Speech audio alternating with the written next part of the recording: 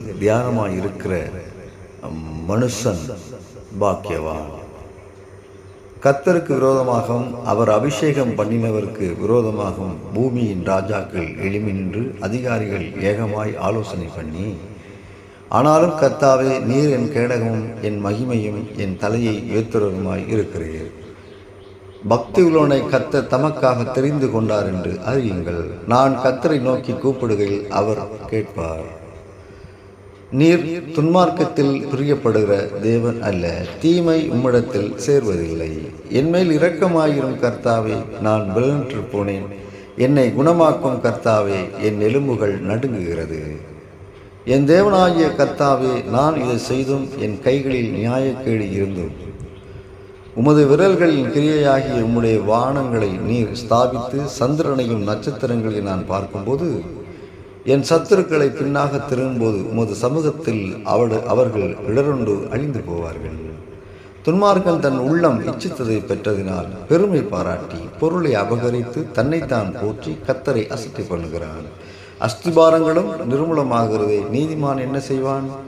இச்சகம் பேசுகிற எல்லா உதடுகளையும் பெருமைகளை பேசுகிற நாவையும் கர்த்தர் அறுத்து போடுவார். என் தேவனாகிய கர்த்தாவே, நீர் என்னை நோக்கி பார்த்து எனக்கு செவி கொடுத்தருளும். நான் மரண நித்திரை அடையாதபடி என் கண்களை தெளிவாக்கும். தேவனை தேடுகிற உணர்வுள்ளவன் உண்டோ என்று பார்க்க கர்த்தர் பரலோகத்திலிருந்து மனபுத்திரரை கண்ணோக்கினார். அவன் தன் நாவினால் புறங்கூறாமலும் தன் தோழனுக்கு தீங்கு செய்யாமலும் தான் அயலான் மேல் சொல்லப்படும் நிந்தையான பேச்சு எடுக்காமலும் இருக்கிறார். பூமியின் பரிசுத்தவான்களுக்கு நான் என் முழு பிரியத்தையும் வைத்திருக்கிற மகாத்மாக்களுக்கும் அது வேண்டியதாக இருக்கிறது என்று சொன்னாய். நீர் என் இருதயத்தை பரிசோதித்து ராக்காலத்தில் அதை விசாரித்து என்னை புடமிட்டு பார்த்தும் ஒன்றும் காணாதிருக்கிறது. என் வாய் மீறாதபடிக்கு தீர்மானம் பண்ணினேன். துதிக்கி பாத்திராகிய கர்த்தரை நோக்கி கூப்பிடுவேன். அதனால் என் சத்துருக்களுக்கு நீங்களாக்கி ரட்சிக்கப்படுவேன். அவைகளுக்கு பேச்சும் இல்லை, வார்த்தையும் இல்லை, அவைகளின் சத்தம் கேட்கப்படுவதும் இல்லை.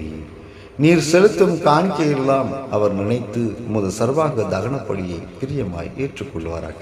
சேலா. உமது ஆசீர்வாதத்தோடு நீர் அவருக்கு எதிர்கொண்டு வந்து அவர் சிரசில் பொற்கிடம் தரிப்புகிறீர்.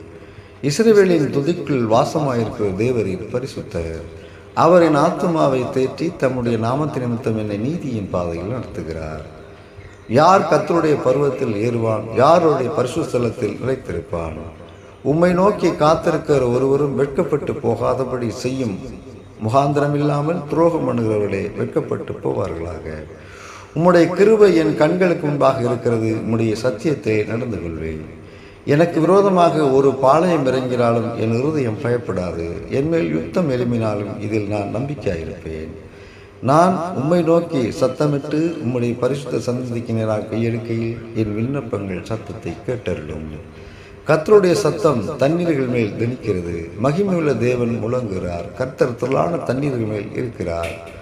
கர்த்தாவே, நீர் என் ஆத்துமாவை பாதாளத்திலிருந்து ஏறி வர பண்ணி நான் குழியில் இறங்காதபடி என்னை உயிரோடு காத்தீர். என் கண்மலையும் என் கோட்டையும் நீரே. உமது நாமத்தினிமித்தம் எனக்கு வழிகாட்டி என்னை நினைத்தருளும். நான் அடக்கி வைத்த மட்டும் நித்தம் என் கதறுதலினாலே என் எலும்புகள் உலர்ந்து போயிற்று. அவருக்கு புதுப்பாட்டை பாடுங்கள். ஆனந்த சத்தத்தோடு வாத்தியங்களை நேர்த்தியாய் வாசியுங்கள். என்னோடு கூட கர்த்தரை மகிமைப்படுத்துங்கள். நாம் ஒருமித்து அவர் நாமத்தை உயர்த்துவோம். என்னை துன்பப்படுத்துவர்களோடு எதிர்த்து ஈட்டியை நோக்கி அவர்களை மறித்து நான் என் ரட்சிப்பு என்று என் ஆத்மாவுக்கு சொல்லுவோம். அவன் தான் அக்கிரமம் அருவருப்பானதென்று காணப்படுமளவும் தான் பார்வைக்கேற்றபடி தனக்குத்தான் இச்சகம் செலுத்துகிறான். கர்த்தராகிய இயேசு கிறிஸ்து நாமத்தில் ஆமென்.